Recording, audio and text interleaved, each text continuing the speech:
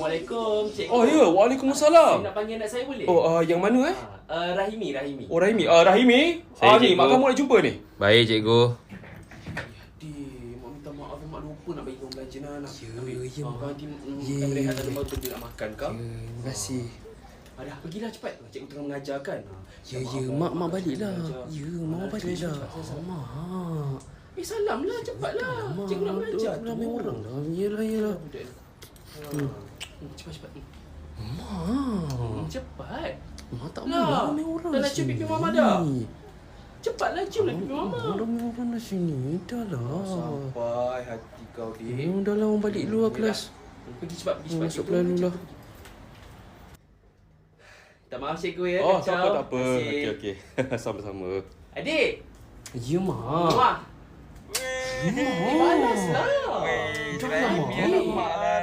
Wah. Mak, dah lah. Allah tak sepuluh. Adik ni. Anak mak Terima kasih cikgu ya. Kau begitu borong dah.